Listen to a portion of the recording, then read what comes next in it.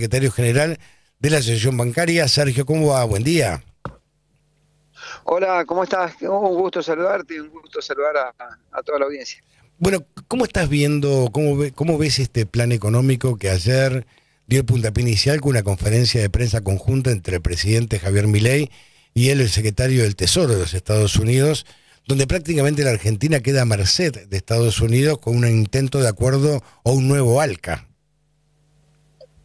Sí, está claro que el presidente siempre impulsó estas ideas bastante cipayas, por cierto, de someterse a lo que otros presidentes u organismos de poder del mundo decidan sobre Argentina. No es nueva la actitud de él. Ojalá la reacción de la gente sea distinta, que hasta ahora, creo que ahora ya empezó a darse cuenta, pero hasta ahora tenía un beneplácito de la sociedad para algunas cosas, no de todo, pero de gran parte de la sociedad. Creo que después del caso Libras, del discurso de Davos, de la situación económica, de la pérdida de divisas, el acuerdo con el fondo, ya no empieza a ser lo mismo y ojalá se pueda obstruir cualquier posibilidad de ese tipo de actitudes del presidente, ya sea por vía electoral o por vía del Congreso.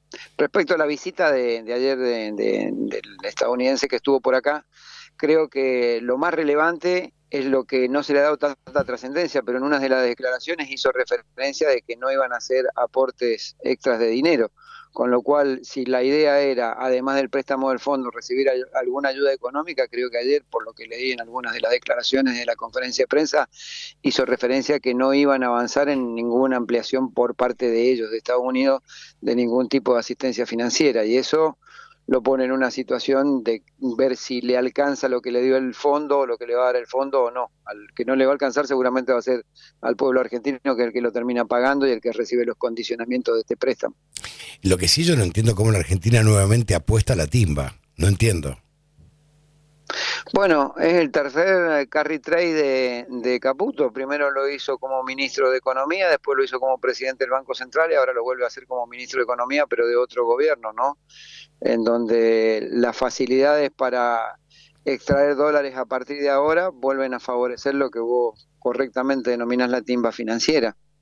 Además, tiene un componente, fíjate en las medidas que tomó el gobierno, que anunció desde el acuerdo con el fondo, y es la distribución de dividendos de las grandes empresas. Nosotros veníamos haciendo un seguimiento y las grandes empresas desde hace un poco más de 6 meses, en todas sus asambleas de accionistas que salen publicadas en el boletín oficial, hacían la reserva legal para distribución de utilidades y las empresas extranjeras no podían girar utilidades porque no había dólares, había resoluciones del Banco Central que se lo impedían. Ujú. Eh, a partir de lo que anunció el gobierno, las empresas que generen dividendo a partir del 2025 van a poder girar sus utilidades y también han hecho referencia a que había un BOPREAL que estaban trabajando nuevo para las utilidades. Eso me imagino que va a ser una cantidad de dólares muy grande que se van a terminar llevando las empresas precisamente de los dólares que piensan que pueden llegar a ingresar por el acuerdo con el fondo. Ese va a ser un tema bastante delicado a futuro o en el corto plazo, ¿no? Pero ya nos pasó, Sergio, cuando en la Argentina ingresaron los dólares del Banco Mundial, del Fondo Monetario fueron para salvar a los bancos. O sea, ya pasó, ya la vivimos esta. Sí, sí, más que para salvar a los bancos, era para salvar a los grandes inversionistas También. que habían invertido en esa timba, ¿no? Porque cuando uno mira, los que se llevaron los dólares no son quien trató de reforzar sus ahorros, cambiando de moneda porque tenía $10.000, $5.000 o $1.000. Ayer hubo en el sistema hubo mucho volumen en cuanto a consulta y en cuanto a pedida, pero de montos menores. Todavía no aparecen grandes montos, digamos, de los jugadores importantes. Cuando aparezcan esos jugadores son los que vos estás referenciando, que son los que se terminan llevando los dólares, la plata y el esfuerzo de los argentinos, que son los que por año van a tener que pagar este préstamo. Claro, este es el tema, y aparte ninguna medida para el aparato productivo. Hasta ahora son todas medidas para, no sé, reforzar el Banco Central, que en algún momento hablaron de destrozarlo con una masa, con una, no sé, topadora, Como una piñata. con una Sí, sí. piñata, ¿te acordás? Bueno, y ahora es reforzarlo. Entonces, en definitiva, no hay una sola medida para el aparato productivo argentino, ni una. No, no hay medida para la reactivación del empleo, no hay medida para... Es más, por lo que le exige el fondo le está exigiendo una nueva reforma laboral. Mira, sobre todo para los que lo acompañaron al gobierno en la votación de la ley base, uno podría llegar a explicarles que después de la ley base que quitó algunos derechos a título del contrato de trabajo individual de los argentinos, después de la ley base, donde supuestamente iba a haber una ola de trabajadores que iban a quedar registrados, porque les evitaban las multas, porque le condonaban las deudas, porque le daban blanqueos para pagar y porque disminuían algunas cosas, tales como que el despido discriminatorio pasara a ser legal en la Argentina, semejante barbaridad, el fondo de ese desempleo. Uno dice, bueno, ¿y cómo funcionó eso? Funcionó mal. Más de casi 3.000 empresas nuevas desaparecieron de casi 3.000 empresas desaparecieron de la Argentina, es decir, cerraron. Más de 60.000 puestos de trabajo en ese periodo de tiempo, desde junio en adelante, en ese periodo de tiempo, más de 60.000 puestos de trabajo se perdieron. Y piden más reforma laboral para que haya más desempleo, para que haya más empresas que se caigan.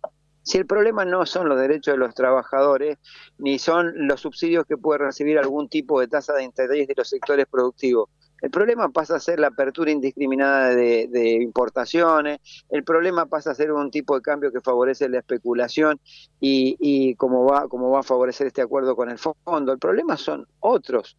Si uno dijera que el salvaje ajuste que llevaron adelante sirvió para reformas estructurales en la Argentina que van a mejorar el sector productivo, bueno, uno hasta le daría el beneficio de la duda y lo analizaría, pero acá el tremendo y ajuste brutal fue para cuadrar una planilla de Excel de ingresos y egresos, no potenciaron la posibilidad de un programa de gobierno o de un programa económico, porque no lo tienen, no lo tienen.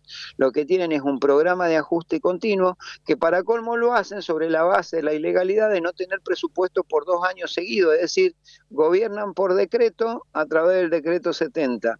Quieren manejar la justicia por decreto, metiéndote dos jueces de la Corte por decreto, que menos mal que se lo bajó el Senado.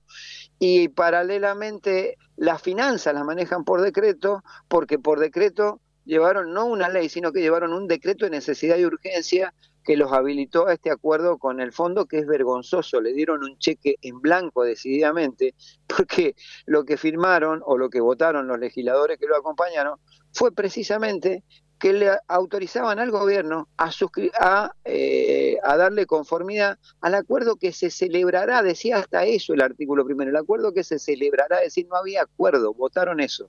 Gobiernan por decreto en lo administrativo, gobiernan por decreto en la finanza y quieren manejar la justicia por decreto poniendo jueces en la Corte por decreto. El tema es que todos sabemos cómo terminan estas películas. El final, todos lo conocemos. El tema es cómo se evita. Mirá, sí, evitarlo lo evitamos ya sea con las manifestaciones que se han hecho, con las medidas de fuerza que se han hecho y tratando de conseguir volumen o mayor volumen político dentro del Congreso de la Nación. Ya sea con los legisladores actuales que se convenzan de que todo lo que lo han acompañado, que ojo, algunos lo pueden haber acompañado desde la convicción, otros lo pueden haber acompañado desde la ignorancia, otros lo acompañan porque son parte del oficialismo o son neooficialismo o igual que el oficialismo que el PRO, y otros lo acompañarán porque apretan a los gobernadores porque si no los acompañan no le dan plata para que las provincias funcionen.